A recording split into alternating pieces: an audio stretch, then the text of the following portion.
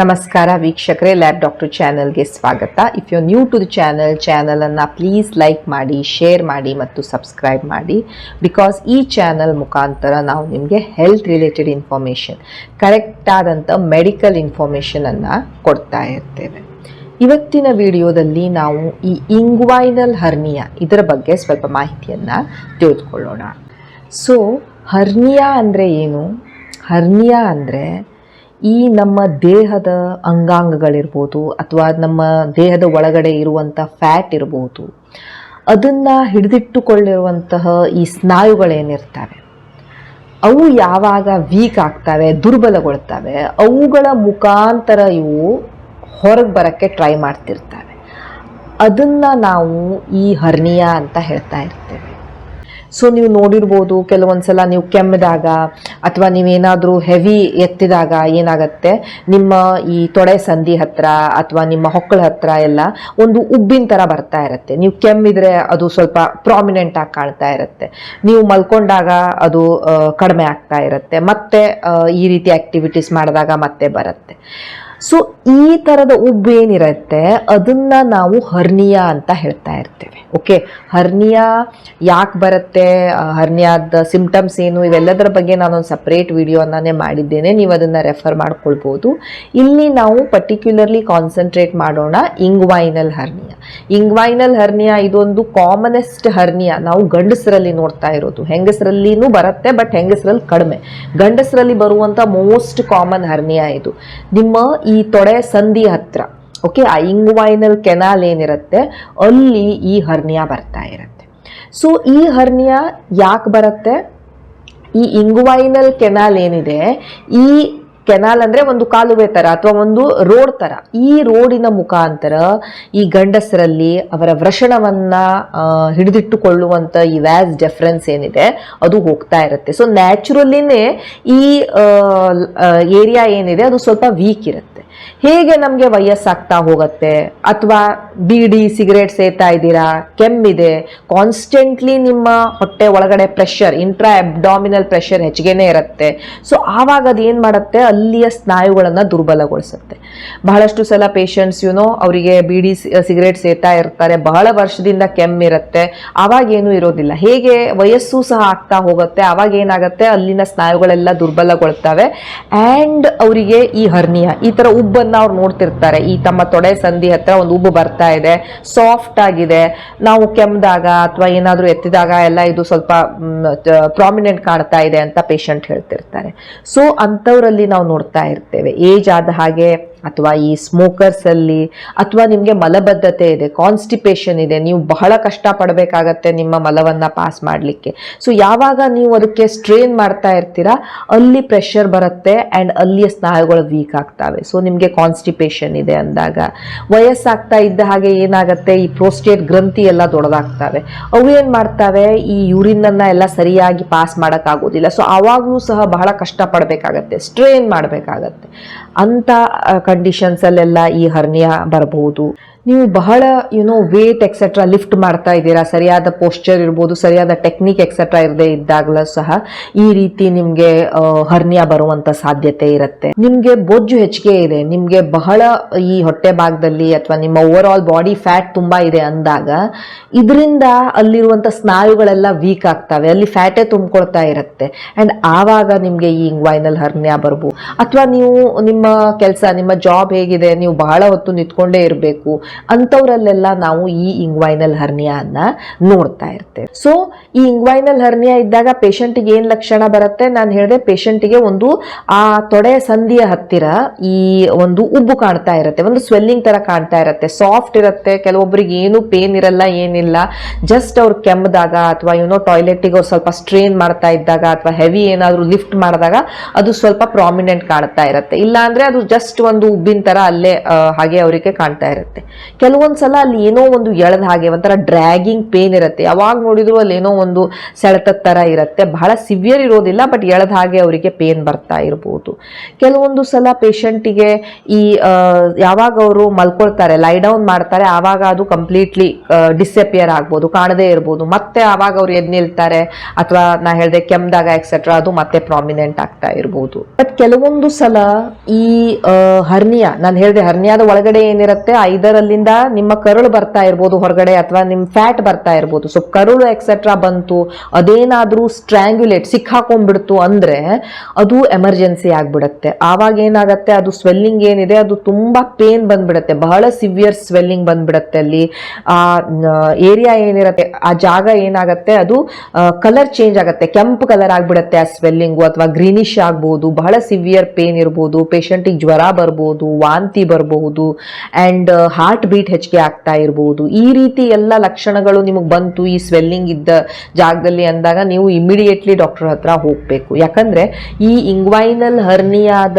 Complications ಏನು, ಈ ರೀತಿ ಸ್ಟ್ರ್ಯಾಂಗ್ಯುಲೇಷನ್ ಒಳಗಡೆ ಸಿಕ್ಕಾಕೊಂಡಿದ್ದಂಥ ಕರುಳು ಎಕ್ಸೆಟ್ರಾ ಅದು ಏನಾಗುತ್ತೆ, ಅದಕ್ಕೆ ರಕ್ತ ಸಪ್ಲೈಯೇ ಸ್ಟಾಪ್ ಆಗ್ಬಿಡ್ಬೋದು. ರಕ್ತ ಸಪ್ಲೈ ಸ್ಟಾಪ್ ಆಯ್ತು ಅಂದಾಗ ಆ ಕರುಳಿನ ಪಾರ್ಟ್ ಸತ್ತೋಗ್ಬಿಡತ್ತೆ, ಗ್ಯಾಂಗ್ರಿನಸ್ ಆಗ್ಬಿಡತ್ತೆ, ಅದು ಒಂದು ಎಮರ್ಜೆನ್ಸಿ ಇರುತ್ತೆ.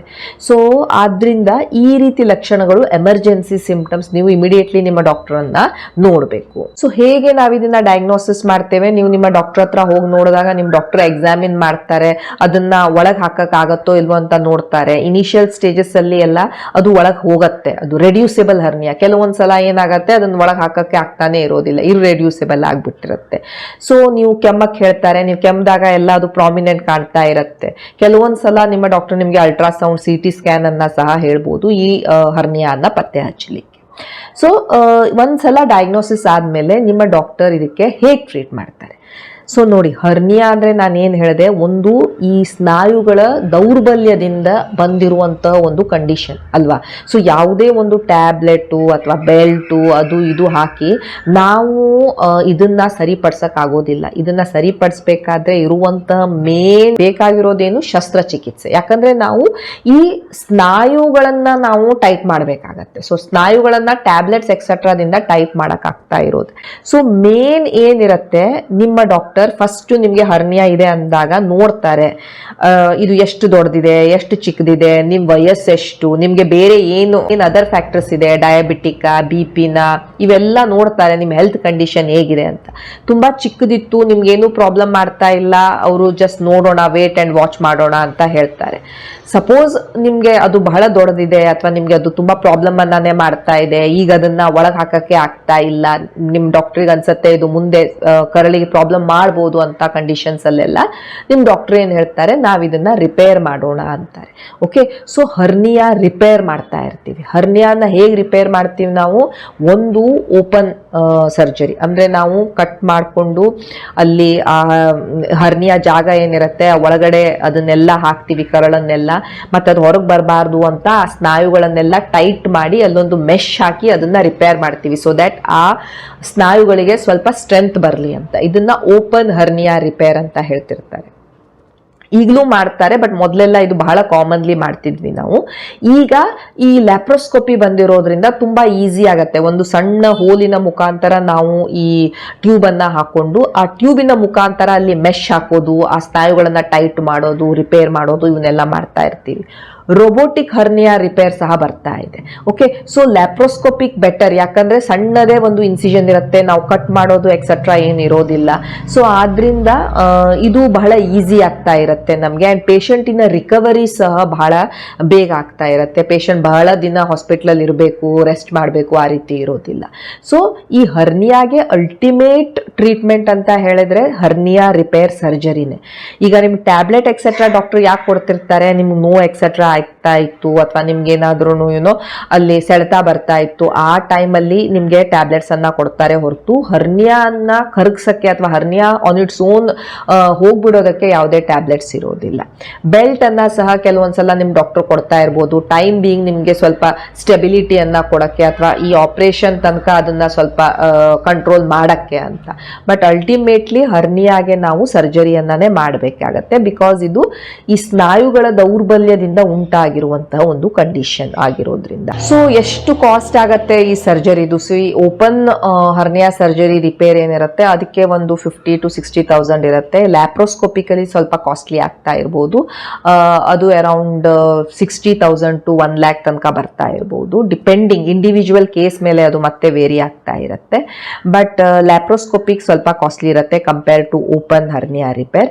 ಈ ಸರ್ಜರಿಯಿಂದ ಏನು ಕಾಂಪ್ಲಿಕೇಶನ್ಸ್ ಆಗ್ಬೋದು, ಇದು ಒಂದು ಸೇಫ್ ಸರ್ಜರಿ, ಹೆಚ್ಚಿಗೆ ಏನು ಇದರಲ್ಲಿ ಪ್ರಾಬ್ಲಮ್ ಆಗೋದಿಲ್ಲ. ಆಯಿತು ಅಂದಾಗ ಕೆಲವೊಂದ್ಸಲ ಈ ಊಂಡ್ ಇನ್ಫೆಕ್ಷನ್ ಆಗ್ಬೋದು ಅಥವಾ ಅನಸ್ಥೀಶಿಯಾದ ಕೆಲವೊಂದು ಕಾಂಪ್ಲಿಕೇಶನ್, ಸ್ವಲ್ಪ ಪೇನು, ಇನ್ಫೆಕ್ಷನ್, ಇದು ಬಿಟ್ಟು ಬೇರೆ ಏನು ಮೇಜರ್ ಏನು ಕಾಂಪ್ಲಿಕೇಶನ್ಸ್ ಎಕ್ಸೆಟ್ರಾ ಇದರಲ್ಲಿ ಆಗ್ತಾ ಇರೋದಿಲ್ಲ. ಹರ್ನಿಯಾ ಮತ್ತೆ ರಿಕರ್ ಆಗ್ಬೋದಾ, ಮತ್ತೆ ಬರ್ಬೋದಾ? ಹರ್ನಿಯಾ ರಿಕರ್ ಆಗ್ಬೋದು ಪ್ರೊವೈಡೆಡ್ ನೀವು ಹೇಗೆ ನಿಮ್ಮ ಕಾಳಜಿ ಮಾಡ್ತಾ ಇದ್ದೀರಾ ಅಂತ. ಈಗ ನಿಮಗೆ ಹರ್ನಿಯಾ ರಿಪೇರ್ ಆಗಿದೆ, ನಾನು ಬೀಡಿ ಸಿಗರೇಟ್ ಸೇತಾನೆ ಇದ್ದೀನಿ, ನನಗೆ ಮತ್ತೆ ಮತ್ತೆ ಕೆಮ್ಮು ಬರ್ತಾನೆ ಇದೆ ಅಂದಾಗ ಮತ್ತೆ ನಿಮಗೆ ಚಾನ್ಸಸ್ ಇರುತ್ತೆ. ಓಕೆ, ಸೊ ನೀವು ಕೆಲವೊಂದು ಥಿಂಗ್ಸನ್ನು ಮಾಡಬೇಕಾಗತ್ತೆ ಸೊ ದ್ಯಾಟ್ ನಿಮ್ಮ chances of getting this hernia ಅಥವಾ ಹರ್ನಿಯಾ ಇದ್ದಿದ್ದು ವರ್ಸನ್ ಆಗಬಾರ್ದು ಅಂದಾಗ ಕೆಲವೊಂದು ಥಿಂಗ್ಸನ್ನು ನೀವು ಮಾಡಬೇಕಾಗತ್ತೆ. ಒಂದು, ನೀವು ಈ ರೀತಿ ಬೀಡಿ ಸಿಗರೇಟು ಎಕ್ಸೆಟ್ರಾ ಸೇತಾ ಇದ್ದೀರಾ, ನಿಮ್ಗೆ ಕೆಮ್ಮಿದೆ ಅಂದಾಗ ನೀವು ಇವುಗಳನ್ನು ಸ್ಟಾಪ್ ಮಾಡಬೇಕಾಗತ್ತೆ. ನಮಗೆ ಯಾವುದೇ ಕಾರಣಕ್ಕೂ ನಿಮ್ಮ ಹೊಟ್ಟೆ ಒಳಗಡೆ ಪ್ರೆಷರ್, ಇಂಟ್ರಾ ಅಬ್ಡಾಮಿನಲ್ ಪ್ರೆಷರ್ ಹೆಚ್ಚಿಗೆ ಆಗಬಾರ್ದು. ಅದು ಕೆಮ್ಮಿನಿಂದ ಇರ್ಬೋದು ಅಥವಾ ನಿಮಗೆ ಈ ಮಲಬದ್ಧತೆಯಿಂದ ನೀವೇನು ಸ್ಟ್ರೇನ್ ಮಾಡ್ತಾ ಇದ್ದೀರಾ ಅದರಿಂದ ಇರ್ಬೋದು. ಸೊ ಈ ರೀತಿ ಎಲ್ಲ ನಿಮಗೆ ಪ್ರಾಬ್ಲಮ್ ಇತ್ತು ಅಂದಾಗ ನೀವು ಅದನ್ನು ಟ್ರೀಟ್ ಮಾಡ್ಕೊಳ್ಬೇಕು. ಆ್ಯಂಡ್ ಈ ರೀತಿ ಸ್ಟ್ರೇನ್ ಮಾಡೋದಾಗಲಿ, ಕೆಮ್ಮೋದಾಗಲಿ, ಇಂಟ್ರಾ ಅಬ್ಡಾಮಿನಲ್ ಪ್ರೆಷರ್ ಅನ್ನ ನಾವು ಕಡಿಮೆ ಮಾಡ್ಕೊಳ್ಬೇಕಾಗತ್ತೆ. ತುಂಬಾ ಬೊಜ್ಜಿದೆ ಅಂದಾಗ ಅದನ್ನ ಕಡಿಮೆ ಮಾಡ್ಕೊಳ್ಳಿಕ್ಕೆ ಟ್ರೈ ಮಾಡಿ. ನೀವೊಂದು ನಿಮ್ಮ ಡಯಟ್ ಅಲ್ಲಿ ಚೇಂಜಸ್ ಅನ್ನ ಮಾಡ್ಕೊಳ್ಳಿ, ಸ್ವಲ್ಪ ಎಕ್ಸಸೈಸ್ ಅನ್ನ ಮಾಡ್ಲಿಕ್ಕೆ ಶುರು ಮಾಡಿ. ವೇಟ್ ರಿಡಕ್ಷನ್, ಈ ಫ್ಯಾಟ್ ಕಡಿಮೆ ಆಗಿರೋದ್ರಿಂದ ಎಷ್ಟೋ ಈ ಸ್ಟ್ರೆಸ್ ನಿಮ್ಮ ಈ ಅಂಗಾಂಗಗಳ ಮೇಲೆ ಕಡಿಮೆ ಬೀಳ್ತಾ ಇರ್ತವೆ. ಸೊ ವೇಟ್ ರಿಡಕ್ಷನ್ ಇರ್ಬೋದು. ನೀವು ಬಹಳ ಹೆವಿ ಲಿಫ್ಟ್ ಮಾಡ್ತಾ ಇದ್ದೀರಾ ಅಂತ ಹೇಳಿದಾಗ ನೋಡಿ, ಕರೆಕ್ಟ್ ಪೋಸ್ಚರ್ ಇರ್ಬೋದು, ಬ್ರೀದಿಂಗ್ ಟೆಕ್ನಿಕ್ ಇರ್ಬೋದು, ಇವುಗಳನ್ನೆಲ್ಲ ನೀವು ಕಾಳಜಿ ಮಾಡಬೇಕಾಗತ್ತೆ ಸೊ ದ್ಯಾಟ್ ನಿಮಗೆ ಹರ್ನಿಯಾ ಬರಬಾರ್ದು ಅಂದಾಗ.